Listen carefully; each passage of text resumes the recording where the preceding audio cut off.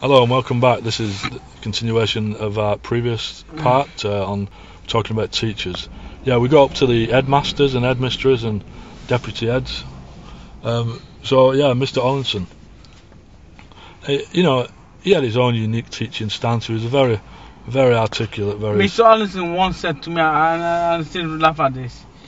He said, "You're rude, but not be rude as me." Yeah. So he was basically saying. He's more rude than me. He's more filthy than me. Yeah, but he said it in such a way where he was. I must admit, he's a dirty guy, eh? Well, I'm filthy-minded. I don't know about that. I'm not. I'm not liable Mr. to any Ollinson, comeback. if you're watching this, mate, you know what we go up to doing, fighting and eating each other. Really? Yeah, in lags. That's a whole different kettle of fish, that lags. Lags. Anyway, that was his playful side on a professional level. On a professional level, he was very, very good deputy head, actually. He cared for people, actually, yeah. One of my great things that I remember about Mr. Ollinson was. He always used to pass the bit. He always used to encourage you to do things, yeah. He did, but one of my favourite aspects of Mr. Ollinson's repertoire of teaching skills was when he used to do assembly. He used to do a story at the end of assembly. Not always religious. It was a story on. It was a story on ability, sort of.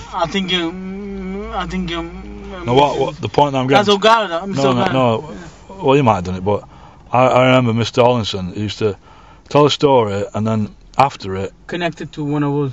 Yeah, he used to connect it to real life, and for me, a lot of the times there was very poignant moments when he did that because he was speaking directly to all the students, and he basically, you could feel that it was heartfelt what he was saying. I think what with Mr. Ollinson, yeah, he was a workaholic. That's basically the point, yeah.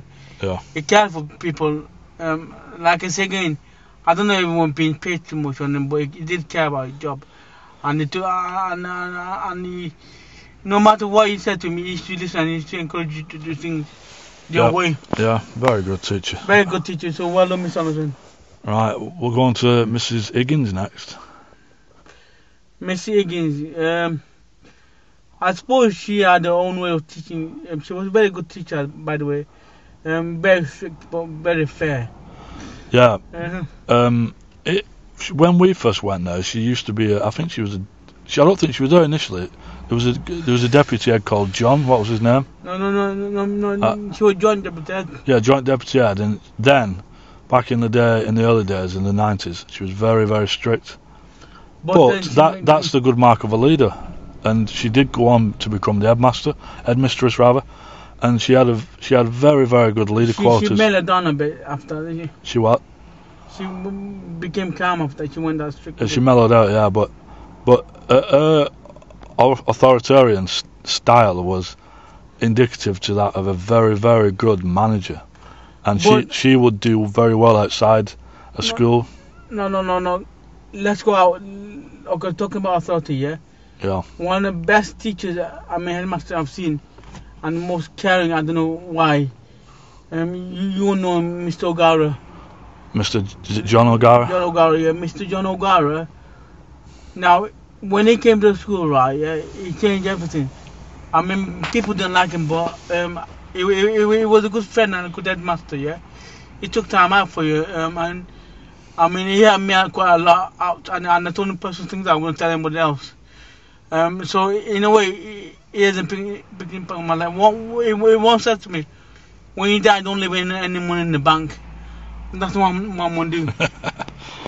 Yeah, well, I'm not going to leave any money in the bank. It causes friction between family members. Yeah, just leave it in a will. Yeah, I will. I will. Okay, I mean, John O'Gara, for me, he come across as a football manager. Very professional. But no, what I'm saying is that there's no criticism there. He was a very, very clever individual, you know that? Oh, yeah. Very clever, and he made people do what I want them to do, like, in a good way.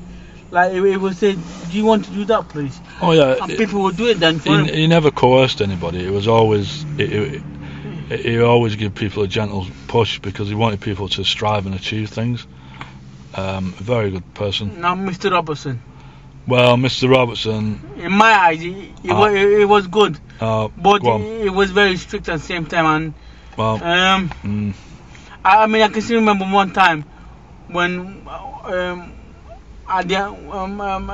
we're going to do them athletics, yeah, and he said he'll pay for us all to stay in a hotel and do the athletics and no worry about him. And he kept his word though, but I think you've got something to say about him.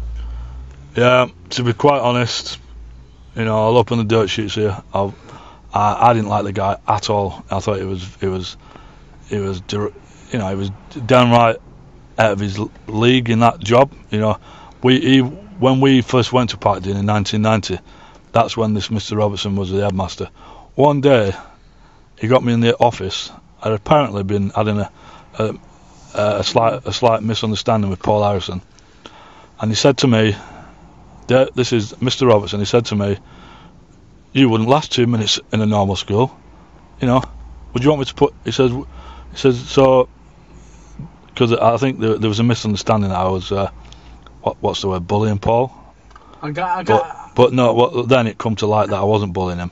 But the manner in which Mr. Robertson spoke to me was nothing short of a disgrace. You don't, when a child goes to a special school, you don't threaten him or bully him with the idea of you saying you wouldn't cope 2 seconds in a mainstream school. Okay, I didn't go to Parkdean through choice. I went to that school because doctors and so on and so forth. There was no choice. But I think this is where he slipped up, and I've no idea why he left. But as soon as that guy left, then the school, I'm sure, went from strength to strength. Yeah. Anyway, that's enough on my rant about that man. Well, But I don't think he had a rapport with anybody.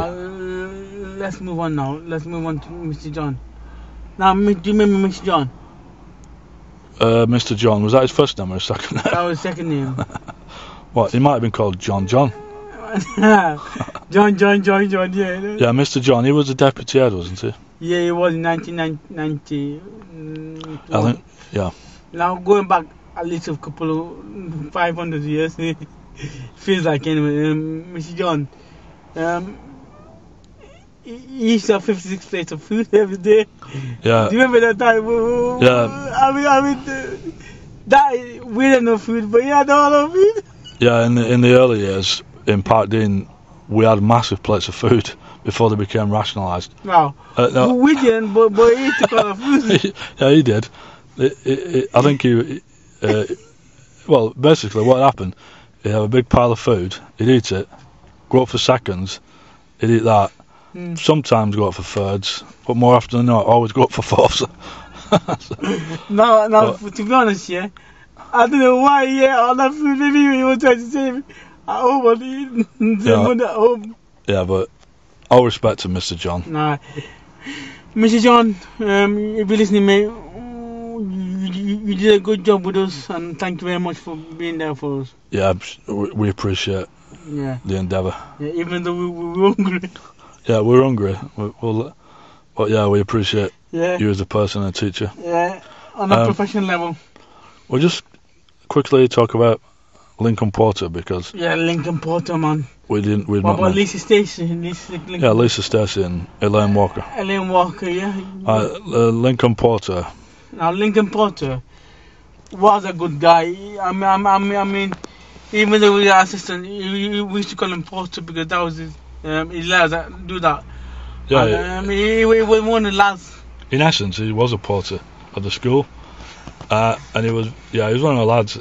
Again, he had like Mrs. Connolly, he had a very, very good rapport with the students. He knew them. He could talk to them on a personal level, and you know, I even sometimes we went to his house later on when we passed our driving test. Did you come? No. I think me and Paul Harrison went, and yeah. You know, rest in peace, Lincoln, because you are sadly missed. You were very good at anything you could turn your hand to. good carpenter, good drawer. Lincoln Porter, We went. without doubt, was a decent guy. Oh yeah. This individual that people will look up to. So, I mean, Lincoln Porter said no to nobody. He held up the motto. Yeah, it was a guy. Sorry, I'm just thinking as well. He used to take us. You remember when we used to go to college, sixth form college? No. He used to drive us there. No. I don't know what you're thinking. You can keep it to yourself. Look at it. Yeah, you better keep that memory to yourself. Anyway, yeah, Lisa Stacey. Lisa Stacey, yeah. Yeah, I mean, what a wonderful person, because what she did for the MD lads, i.e. James, Russell, you know, Gavin, Rebecca, everybody that needed help. She was. What are you laughing at? They were nickname for her, actually. Nah, she might be watching, so you have to. Nah, we heard you see anyway, and she knows we're joking. Go on. You know, big tits. What? You know, big tits. Right. Big tits, yeah, those big tits goes there. That come from Shibley's mouth. So. Well, Yeah. listen, if you're watching out, I'm sorry, but that was your nickname.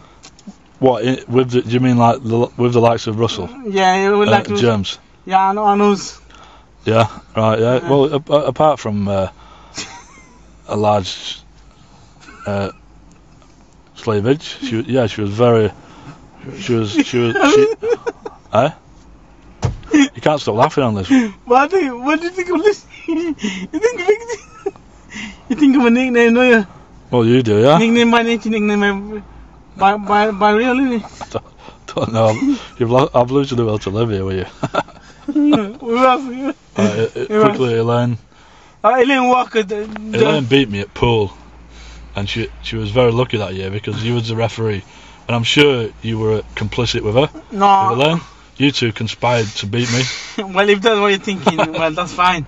No, on a But serious, she beat you fair and square, mate. on a serious note, Elaine, she was very again likable person. She did a job. Her fiance's a Bobby, so you might come and get us with it. Yeah, I bet. Paul. I better not slander her. No. Paul, if you're watching, good luck, mate. Yeah, Elaine, another wonderful person. Elaine was a good. Who helped? You know, there's a lot. Elaine, Lisa, Porter, they're all unspoken heroes really because Yeah. they helped all the severely disabled people. You know, I mean, and there's not a big enough thank you that can go out to them people. yeah, on behalf of Russell, James, and all them lads, thank you very much, guys. Yeah, and this wraps up this chapter.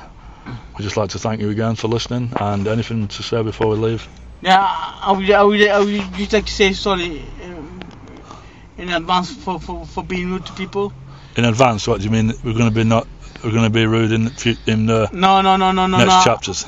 Yes, but if anybody's offended by what I said, I'm sorry. Oh, And that's kind-hearted, me. well, it's not really. Let them complain. Yeah. If you want to complain to, I don't know, Watchdog. Yeah, Watchdog, and tell them where were we.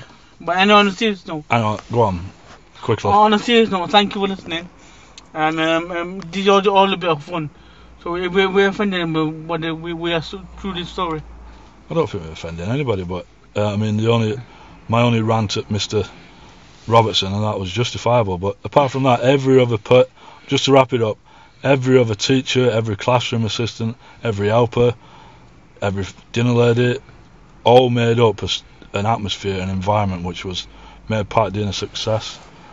And we all the students felt very thankful and appreciative of all the people that worked there. I can't speak for everyone, but for me, it was very good, yeah.